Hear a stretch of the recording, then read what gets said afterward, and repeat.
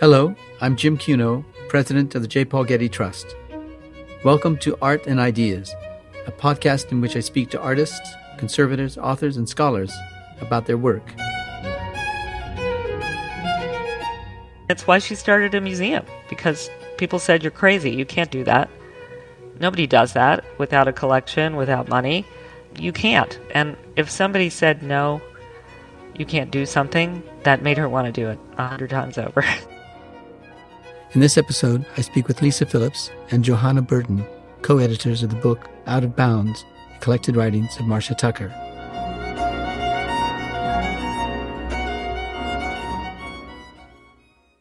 Marcia Tucker was an American curator, critic, and art historian, and one of the most provocative and influential voices in the art world of the 1970s, 80s, and 90s.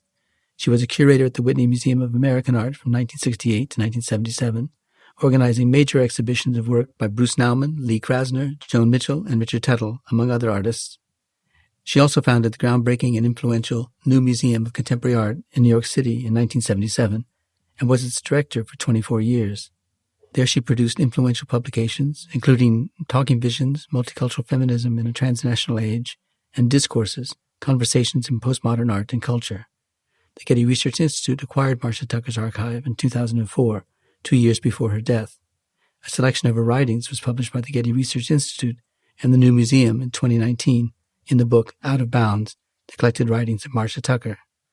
I recently spoke with Alicia Phillips, director of the New Museum, and Johanna Burton, the Maurice Marciano director of the Museum of Contemporary Art, Los Angeles.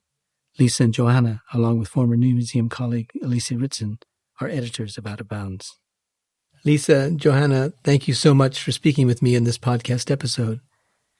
Now, Marcia is best remembered as the founder of the New Museum, by which she meant not only a museum of new art, contemporary art, but conceptually a new kind of museum.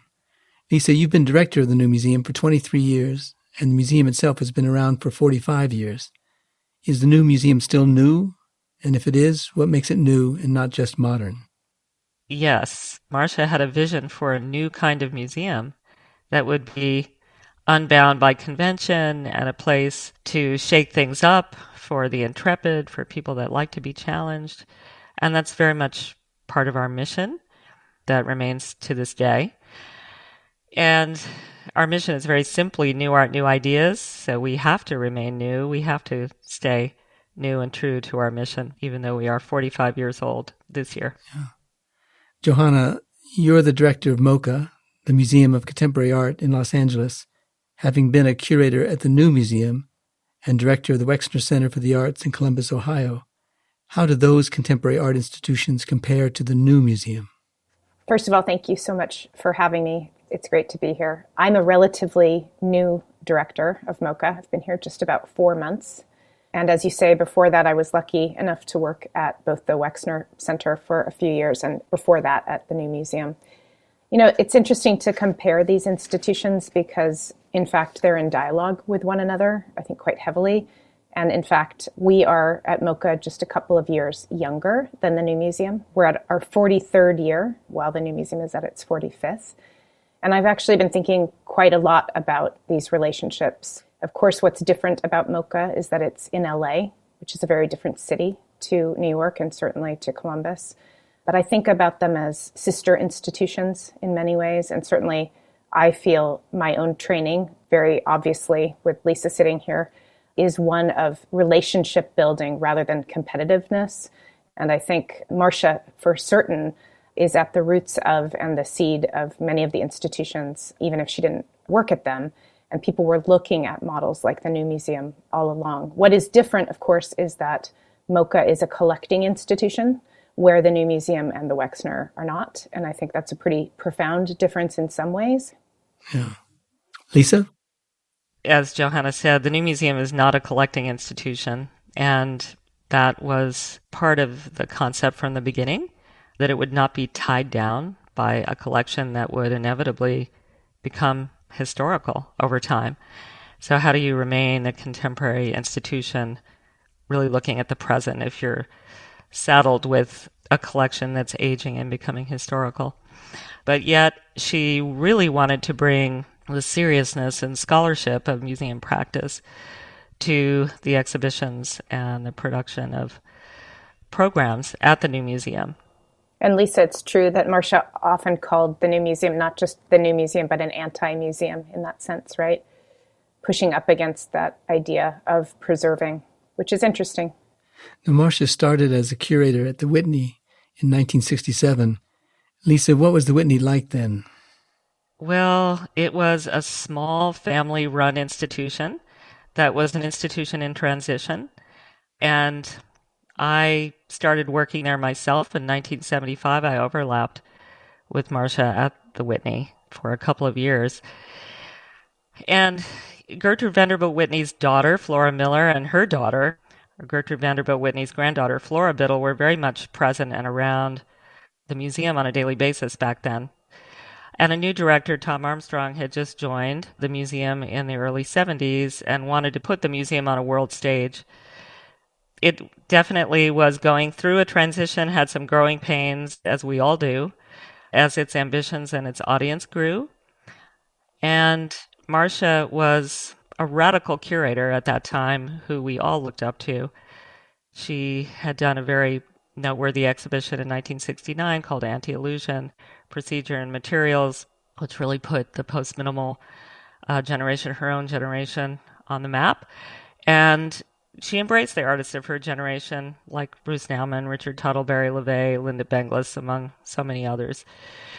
But she also was devoted to work that was not part of an avant-garde orthodoxy.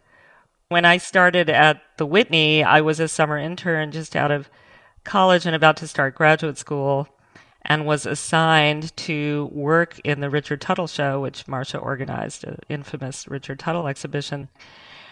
My first museum experience was working in that exhibition and providing information to the often irate visitors who came to the museum and found it difficult at first to even see the work that was on view. Marcia made a very controversial decision to not complete the catalog until after the exhibition was over, because she wanted to incorporate within the catalog all the reactions and responses to the exhibition, both public and critical. And that was quite controversial because people were looking for help and guidance to this really challenging exhibition. And there really wasn't anything there except for me sitting on the floor to ask questions to. But it really was a courageous idea that she had, and unconventional. And maybe it didn't work in every instance, but she was a proponent of trying things out and being prepared to fail at it if you had to, in order to risk doing something different. So this was a great way to learn about contemporary art, and I developed just enormous respect and admiration for Marcia and her courage and bravery in mounting that exhibition. Given what she did as curator of the Whitney, what compelled her to start the new museum? So I think that Marcia was frustrated a bit with her experience at the Whitney and feeling that museums were becoming increasingly corporate and seeing that as a trend in the museum world. And she believed that there was another path that one could take. I mean, she was in her mid-30s, had a lot of difficulty at the Whitney, and ultimately lost her job and decided the next day that she would start her own museum. I think she'd thought about it for a while, so it wasn't an idea that just came overnight. But there were no women directors at that time of any significant institution, so that was also a frustration and a glass ceiling that she wanted to puncture. And she said that she was very privileged to be a museum director, but also marginalized by virtue of having had to create the institution in order to work in it. I'm the second director. The majority of our leadership is female, and the majority of our board members are women, and significantly the majority of our program, the artists that we show, are women as well, 65% in the past 5 years. So I just want to say that it was such a privilege to edit this book with Johanna, for us to work on it together, and to work closely with Johanna over several years at the museum. I know that's a legacy and privilege that we both share. It was hugely influential on me. Now, what was the physical structure of the new museum like at the time? Okay, so we're going back to the founding of the museum in 1977, and Marcia was in her mid-30s. She started up with a voluntary staff of 3, and I believe a budget of $15,000. I think it's great to think that a young person with ideals could make something happen just through sort of sheer force of will, could make it happen. She didn't have a collection of her own. She didn't have resources of her own. She just had an idea that this needed to be done. And it survives to this day, so she clearly had a really good idea. But it was a single room at 105 Hudson Street where Artist Space was, and it really was a startup. Then one of her early board members, Vera List, provided space at the new school for the new museum, which it occupied from, I think, 1977 to 1984 when we moved to Broadway. So, the downtown art world, which was fairly small at that point, turned out for every opening in this little space at the new school. It was just absolutely required viewing for anyone starting out in the art world. These were unmissable exhibitions. And it was really remarkable how big the impact was at a small scale. This is a 2-room operation on the ground floor of the new school, but that was the beginning of this startup, which in some ways has maintained its quality as a startup. Now, that startup had its first incarnation in maybe not its first, but soon thereafter, incarnation in what we think of as Soho today. And Soho today is very different than it was then. What was Soho like then? What was the environment on the street like for the new museum? It was quite rough then when the museum moved to Broadway in 1984. It moved into a building that had no roof. It was leaking and it was derelict.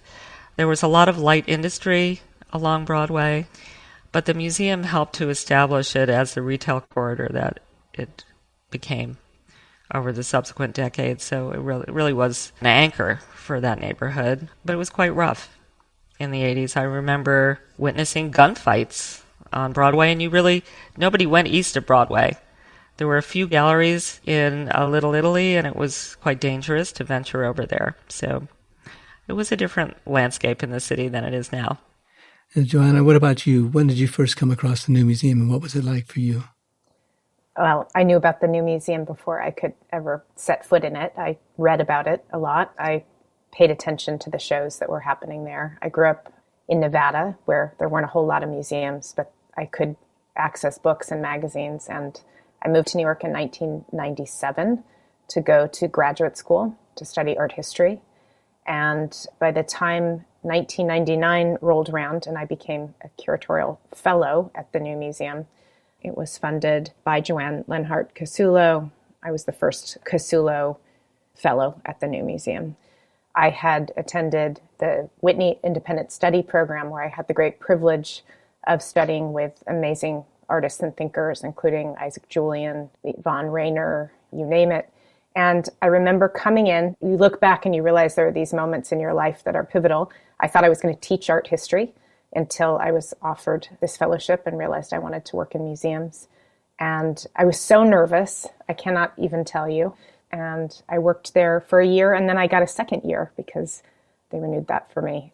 But I remember as soon as I moved to New York in the late 90s, I saw the Paul McCarthy show that was at the new museum. I saw many, many experimental thematic shows by lots of curators at the museum, including my currently my best friend and my child's godmother is Anne Elgood, curator here in LA, who Lisa introduced me to. So it really was a game-changing part of my life. And then I went on and did more graduate school and had several jobs, and then returned to the new museum in 2013 as the Keith Haring Director and Curator of Education and Public Engagement, where I spent the next 7 years.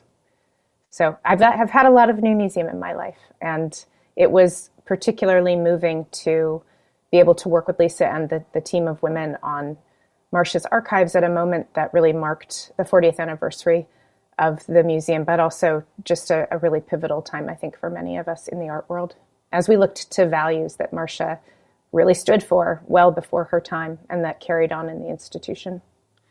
And Lisa, you instigated and oversaw the completion of the museum's first freestanding building, designed by the Pritzker Prize-winning Japanese architectural firm Sana. It opened on the Bowery in 2007. What effect did the new building have on the new museum? Well, when we opened on the Bowery with our first freestanding building, we became an international cultural destination right away. The form and structure of the building telegraphed many of the values that we embody of change, dynamism, openness. And, of course, attendance soared and the neighborhood boomed. We had an effect on the Bowery similar to what had happened on Broadway that many years earlier. So it had a very big impact both inside and outside of the institution. And of course, there were many challenges in that growth, primarily how not to become too institutional as the institution grew, which is a challenge for many of us. So, how do you sustain an institution that's growing and use your power well for the benefit of your mission and the public and the staff without it becoming too top-heavy, too top-down, and starting to migrate away from those values that are sort of essential to its inception and our inception. Yeah, you started out, you said, with 3 staff members, I think, and you grew to how many? Well, we grew to 150. That was over the course of many decades. When Marcia began, it was a staff of 3. When I arrived, I think there were 30 when I came in 1999. So it was a long trajectory.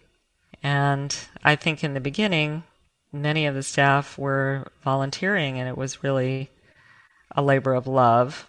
And of course, there's now a structure and much larger staff and all of the things that go along with that.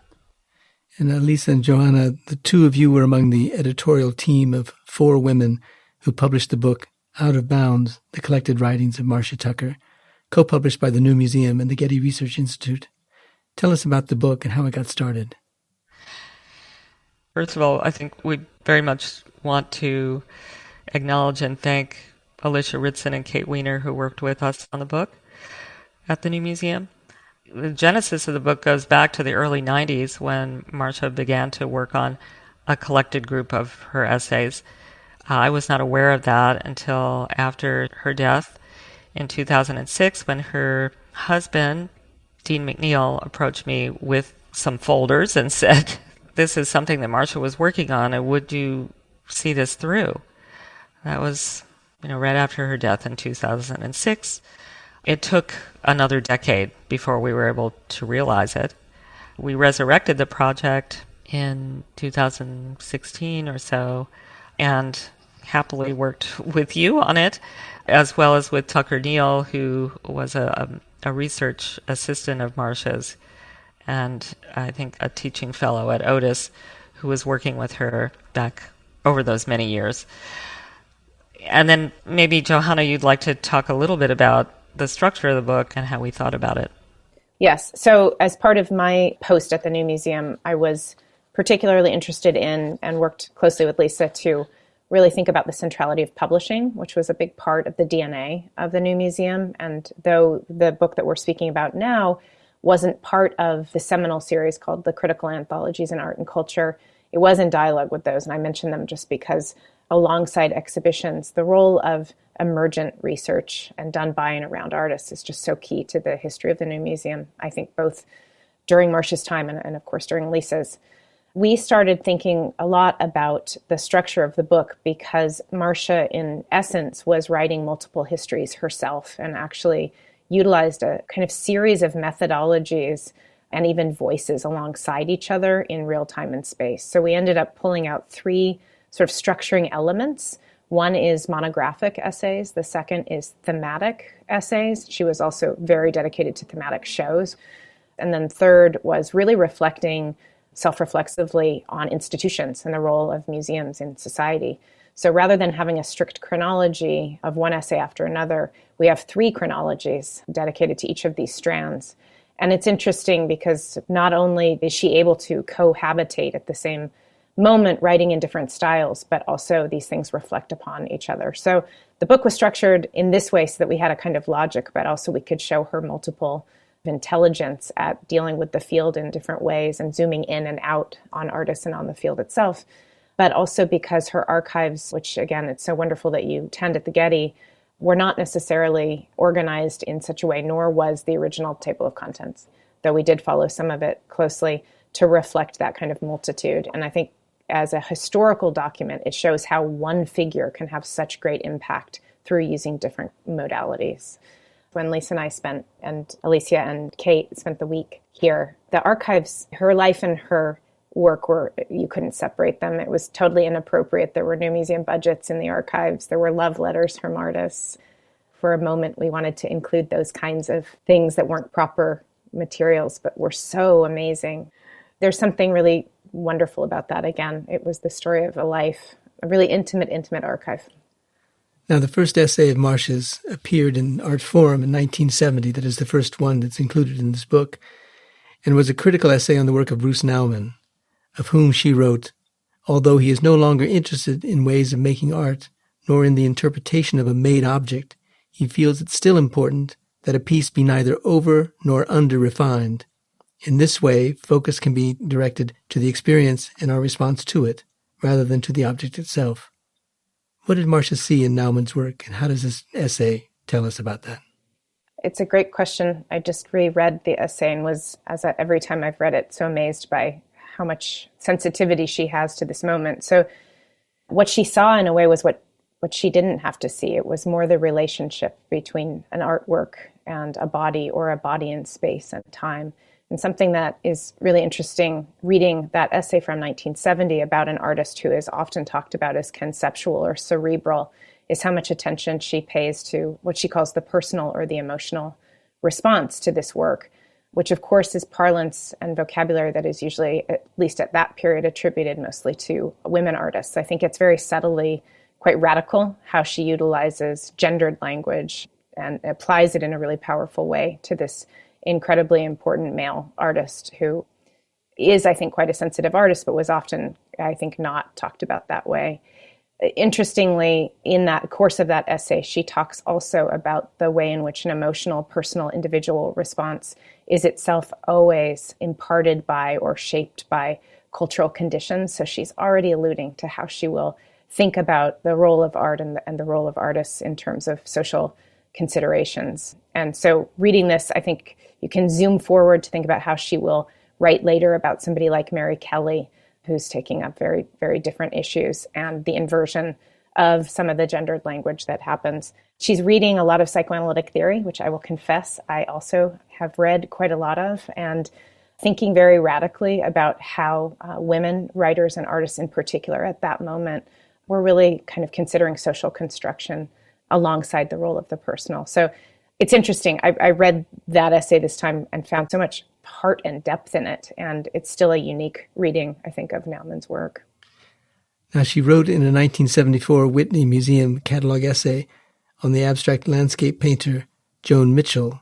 She said, "Mitchell is a landscape painter, but her images are not those of recognizable landscape. She does not paint directly from nature. I would rather leave nature to itself," she wrote in 1957, that is, Mitchell wrote. "It's quite beautiful enough as it is. I do not want to improve it. I could certainly never mirror it. I would like more to paint what it leaves me with." Talk to us about the range of Marcia's writings to go from Bruce Nauman to Joan Mitchell. Yeah, it's tremendous. It's what I was alluding to before. It's almost a different voice entirely. She's taking very seriously the need to posit Mitchell's place within a much longer art historical trajectory and to really fight for her place there in terms of the canon, in terms of abstract expressionism, but also to really subtly push back against it as well. I think it's quite key that she spends quite a lot of time in that essay talking about Mitchell's biography and thinking about how both the aesthetics and the personal history come together to bear on this incredible artist. There's a great quote in the essay from Mitchell that says something like, "Landscapes and dogs make me want to paint, but painting allows me to survive," that I think is really interesting in terms of, again, the role of emotions, but also how one humanizes somebody even as you sort of willfully insert them into a canon that they both continue and disrupt. It's an incredibly rigorous art historical essay. And again, she could write that way, but also in other essays fought very vigorously against that kind of valuation with respect to the canon. So I think about her in some ways as a chameleon. She was able to utilize the very structures that she would also critique. And again, what was so great about putting these essays together, and I think you're getting to this, Jim, by asking this question, is how you can read a relationship between, say, the essay on the Nauman and the one on the Mitchell, and understand that she's doing something that's bigger than either of those essays in and of themselves, which is why this book is so satisfying. You know, if you read it cover to cover, there's a story that gets told about her own methodology and her impact, I think, on the world. There's the writings, but also she went all over the country proselytizing what the impact of art and politics could be. And I think, again, understanding how to temper your language for a particular audience to get different kinds of results is really something she was very, very good at and did extremely well. So I love the Mitchell essay, but if you read it without understanding the rest of what she does and how she was so limber, you would only see one small part of how she operated as a writer. Lisa, in 1981, Marcia wrote an essay for Art Forum on the state of the art of the tattoo. Was it for the article that Marcia got a tattoo herself, or did the tattoo provoke the article? The tattoo provoked the article. She had gotten several tattoos by that point. She did an exhibition at the Whitney on tattoo art, actually down in the restaurant level. Marcia was able to do a lot at the Whitney, but in kind of interstitial spaces. She commandeered these spaces because it was hard to get the real estate as a woman curator. And I know, having been one there, that it continued to be difficult. So she would commandeer these interstitial spaces, hybrid spaces that weren't quite galleries. And she mounted some memorable projects there, one on tattooing, another one on bodybuilding that I recall. She was always looking at the edges of things. She always found those edges the most interesting places. And art forms that may have been disparaged or overlooked were certainly things that merited attention and her attention. And she wanted to point out in this essay that there were serious practitioners of tattoo art. Tattoo art had a very long and non-Western history, and there were outstanding artists, practitioners like Ruth Martin and Jamie Summers, and so she was bringing attention to these individual artists within an art form that was not taken seriously in the high art realm.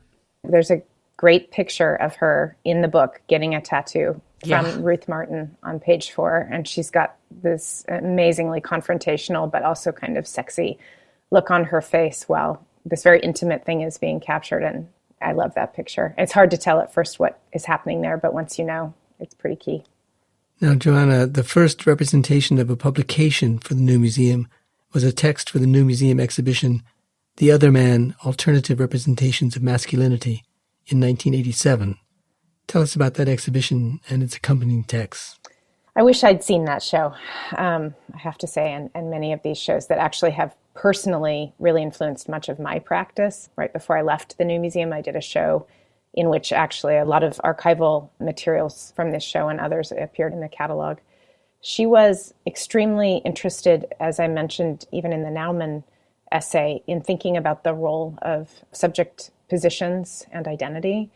And this was a moment in 1987 where some of the feminist, post-structuralist, and heavily psychoanalytic theory-driven practices were kind of unpacking ideas of gender, and particularly essentialized gender. So this notion of difference, which I think continues to be quite pertinent, was bubbling up. And in fact, 2 years before The Other Man, there was a very influential show at the New Museum that Jane Weinstock and Kate Linker curated called Difference on a representation in sexuality. It's a canonical show that I continue to look at. So like many things that we're describing here, Marcia is even utilizing some of, it's a conversation. She's referring back to that exhibition and also looking forward. This was actually, speaking of experiments in curatorial and artistic practice, quite risky to do, which is as a feminist woman to do a show staging all men, reflecting on masculinity and manhood. And in fact, she talks about this in the essay. What does it mean? Does it undo or does it challenge patriarchy to foreground a bunch of men who are taking up the very topic of their own subjectivity? And I think the answer is yes, in the sense that just asking the question allows for a different kind of dialogue. So again, what was very interesting at that moment was she staged a show thinking about masculinity through the lens of sexual difference. And at the end of the essay asks really provocatively who it addresses. If you, as a feminist, a white feminist curating this show of male-identified artists is hanging on the walls, who's it for? What does it do? Who does it bring in? Who does it leave out? And she quite provocatively says that because the nature of much of the work, which is largely representational, feels very accessible, which she goes on to think about a lot in the future, that it allows for a dialogue that, while imperfect, kind of cracks things open. So this is a kind of quiet, a smaller, there's not a big publication, there's just the brochure, but I think it's actually a really key moment in her work and what follows. So I'm glad you asked about it. Now, 15 years earlier, Marcia gave a lecture, Women in Museums, addressed to the American Association of Museums. 15 years later, she gave a lecture at the New Museum titled The 10 Most Pressing Issues in the Art World Today and Some Uncommon Solutions. How important was Marcia's voice as a woman and as a professional in the museum world? Hugely important. I think maybe the most important aspect of her work, I would say, for generations of women. And Marcia came out of the 60s and was absolutely a feminist. May have been part of the Guerrilla Girls, I don't know, it's always been rumored. And she was a firebrand, and she was outspoken and really thoughtful. And this was something that she came back to over and over and over again. It's just a through line through all of her work from beginning to end. And so I think of critical importance. And I know that among her colleagues, she was also very important, often a lone voice. She talked about her getting the job at the Whitney. When she went for her job interview with David Solinger, who was chairman of the board of the Whitney, he asked her if she had a boyfriend, if she was married, was she planning on having any children, all sorts of things that would not be legal today to ask, weren't really right then. And she was taken aback, and she, after about an hour of questioning, she said, I took a breath and said, let me tell you why you don't want to hire a woman. 1, I won't be able to do budgets because, as you know, women can't even balance their own checkbooks. 2, once a month I'll go crazy and no one will be able to reason with me, much less talk to me. 3rd, and most important, no one will want to take orders from a woman. So I'll be completely ineffectual no matter how smart I am. And of course I'll get pregnant within the year. So your investment in me will have been completely wasted. She got up to leave and he said, wait a minute, sit down, let's talk. And that's how she got her first job. So she was always outspoken and we love her for that.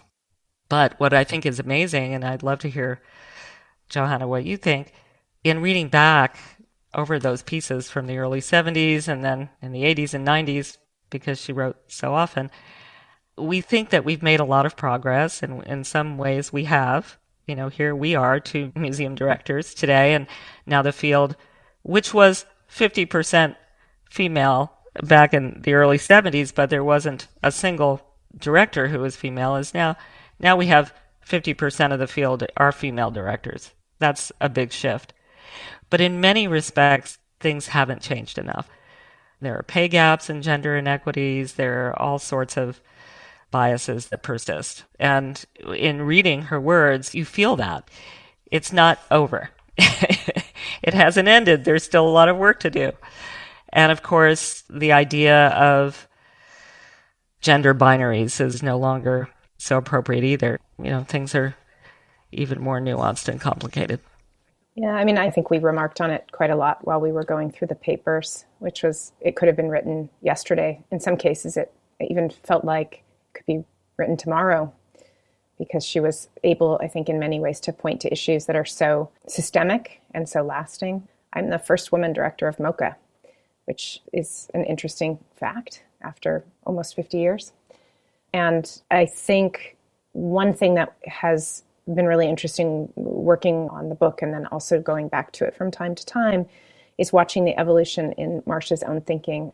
Something that was really of note to us as we constructed these 3 timelines together was the moment when she very clearly recognized that just looking at white feminism was not enough. And there was a very conscious turn to thinking about other really important intersections and intersectionalities. Something that I appreciate and I feel very lucky is that I've had a lot of women around me, Lisa's one of them, who've wanted to support other women. In some cases, I think she also points to the ways in which that is not always the case. There's an internalized kind of misogyny, often at the heart of a patriarchal culture that's enacted by women on other women. And so I think these kinds of texts also allow for or provide a model for people to come together and be really conscious about supporting so that the field as a whole and the ecology is something that's bigger than the sum of its parts.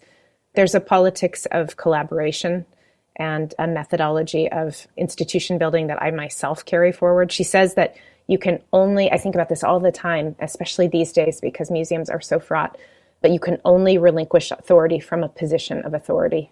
And it's something that now that I am in this seat, I think about very differently than I did before, but it, I think, continues to be a very, very important prompt for how we move forward as women leaders, as diverse leaders, and really any leaders at all, how we hold our power and how we distribute it.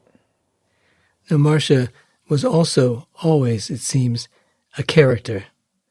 Your book of her collected writings includes the text of a 1995 docudrama in 3 acts, The Battle of the Tide Ends, originally delivered as a speech at the New Museum. Tell us about that and about Marcia's sense of humor. She had a wonderful sense of humor that runs through this book and through so many of our interactions. And she had a background in theater. She also really loved to push herself to places of discomfort. That's why she loved contemporary art too, because it did that constantly.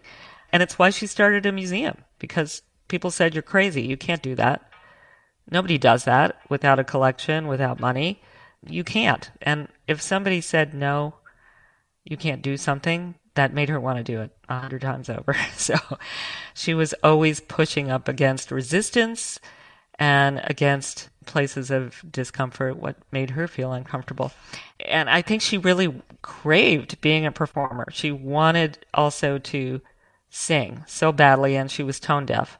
She had a terrible voice, but she was determined to learn to sing. She formed an a cappella group called the Art Mob and and became quite good and really enjoyed it. And that was part of her character. She was a character. She was an extraordinary performer. She spoke on the lecture circuit really actively. She was out proselytizing about the New Museum, about contemporary art, about social issues, about the vital social function of art that she deeply believed in.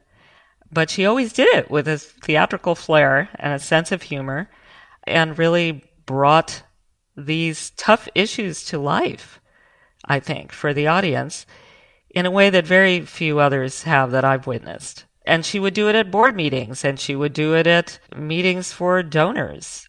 And so there was always the unexpected. There was never a lot of heavy academic art jargon, but she really spoke in very plain language and with a tremendous sense of humor. And I think that was just an enormous gift that she had, and really sets her apart from almost anyone else I can think of. Now, the final essay in the book dates from 2004, and it's titled No Title, Buddha Mind in Contemporary Art.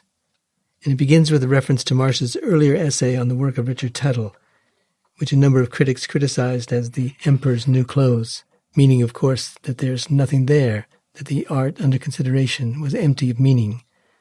Marcia, on the other hand, used it as a reference to Buddhist teaching, ending her essay with the question, Buddhism teaches us to relate to the world with openness, acceptance, generosity, and joy. Could it teach us to relate to art in the same way? What was Marcia's relationship to Buddhism?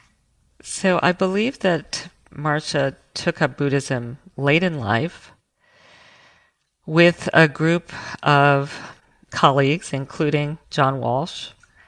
And I think that they went to some retreats in Northern California, but I think it became a very important way to greet the end of life, to understand life as ephemeral, to understand death as part of that cycle. And she really gravitated towards that increasingly as she faced her own mortality. And so that's why we end the book with this. I believe that in hospice, she was working with a Buddhist master and was very, very close to that at the end of her life. But the insistence on presence, of being present, of being proximate, of the ephemerality of all things, it really is very much in sync with how she lived her life and with how she thought about art. So it makes sense that she would have found that. Johanna?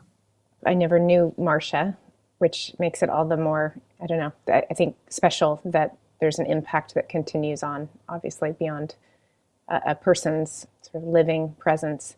But I do find, and it was such a nice way to close the book, that it does sort of loop back even to the earliest essays, the Naumann that we started with, this idea of the receptor, that as a body in time and space, you're receiving, and that reception is mobile and changing, but also very ephemeral, I think continues to be there throughout all the writing, even as she sort of moves and changes. It's interesting, and I've heard Lisa actually talk about your own gravitation towards some of these ideas, and I'm finding myself gravitating there too. So there's something interesting in reading this book almost as a biography of Tucker as much as it's a collection of writing. As things in the world feel harder and harder to stave off, you do find, or I find myself more and more interested. I've always been interested, but more even open and receptive to the kind of thinking that she was doing at the end of her life. It makes sense. Now, she died in 2006, and the next year the new museum opened its new building on Bowery. It's quite a career. You know, when Marcia was in the final days, she died of cancer in 2006, which she'd had for over a decade, and she really fought valiantly against it, but it did catch up with her. But at one point, when she was in hospice, she got images of the new museum going up from me. I sent her images of the museum being built and the steel going up, and she was just so thrilled to see that happening and to know that the new museum was going to have a permanent home and that this creation that she had birthed was going to survive. She gave her life for it. She really did. She devoted every ounce of energy and strength to the museum, and she gave so much to the field. She gave us all so much. So what is your favorite memory or thought about Marcia? Oh, gosh. She hated questions about what was your favorite anything. Wasn't that one of the things she answered in the book? She said, that's like, who's your favorite friend or your favorite child? But, I mean, I think just the example that she set, and I think about this all the time now, as we're going through a transformative moment in our culture with many upheavals and changes and turbulence. I think that her response to change and the inventiveness with which she greeted that, her understanding that she had to create something new in order to meet the present is something that I think we can all be tremendously inspired by, and so important to go on into the future. You have to come up with solutions and new models and new ways of greeting the challenges of the present and the possibilities of the future. And she really did that. So we thank her every day for that. And I hope that future generations and younger generations are thinking about the institutions that they can start or the activities that they can undertake. And things that may seem daunting are totally possible if you put your mind to it. There is nothing that you can't accomplish if you want to. I think that's the greatest gift that she gave all of us. There was a beautiful quote of Marcia's that said she had to build the institution to be able to work there. The exact quote actually is better than that. She summarizes her frustrations as a professional woman who had to, quote, create the institution in order to work in it. And I feel like I stick to my guns that institutions are necessary because of people like Marcia and people like Lisa and people who started MOCA and all of these institutions that are under a kind of duress but continue to have value. They're not monolithic. They're made up of people. And I think that's one of the great gifts that Marcia's work leaves, is a reminder that you do have the agency to create the foundation you want to stand on, and maybe more importantly, the foundation you want others to stand on. And I feel that that's an amazing gift. Lisa and Johanna, thank you so much for joining us today on this podcast. Thank you for having us, Jim, and for being a partner on this publication. Thank you so much. It's been a real pleasure to have this conversation.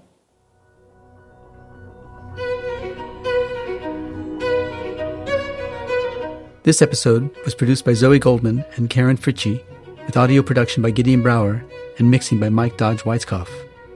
Our theme music comes from the Dharma at Big Sur, composed by John Adams for the opening of the Walt Disney Concert Hall in Los Angeles in 2003, and is licensed with permission from Hendon Music.